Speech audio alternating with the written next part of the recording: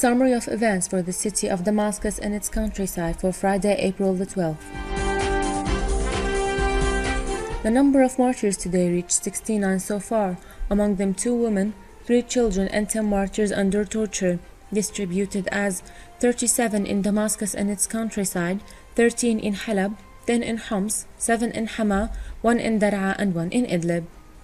As for the field news, and starting from inside the capital, regime forces executed 3 people in the orchards area, then burned their bodies and threw them in Al-Lawan, while heavy security presence of tens was noted in Wanley Ali's and Rukn ad-Din, walking in the area as they brutally raided houses and broke into them. To the southern neighborhoods, military aircraft set an area raid on the residential neighborhoods in Yelda, causing fires, and warplanes bombed by mistake with an interstitial missile an area in which security centralized called At-Tarsis, situated in Al-Qadam neighborhood near Damascus-Dar'a International Highway. MiG military aircraft also targeted Al-Zain neighborhood in the south of Al-Yarmouk camp, causing big destruction, and Al-Hajar al-Aswad was bombed by warplanes too. Smoke was seen rising from Al-Tadaman because of the fierce shelling, while Babila was fiercely bombed with mortars that targeted the neighborhoods of the town, which led to the burning of its houses. Fierce shelling with all sorts of heavy weapons reached the town of Beit Saham, while a protest was set in Al-Asali. The town of Al-Mleha in the eastern Ghouta was exposed to heavy shelling with rocket launchers, while smoke was seen rising from fierce bombing on each Harasta and the industrial zone in Al-Qابون.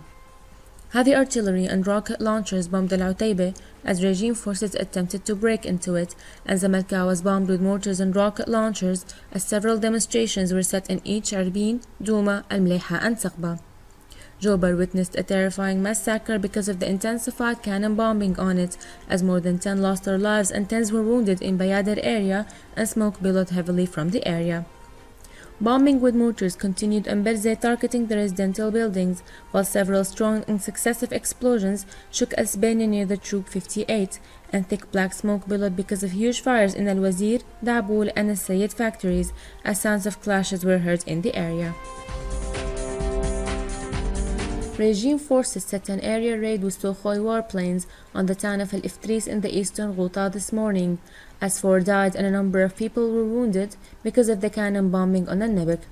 Al-Hama was hit with 3 mortars that targeted Al-Sikkeh area, causing big destruction, while cannon bombing continued on the residential neighborhoods on the city of Al-Mu'addamiyya by the 4th Brigade.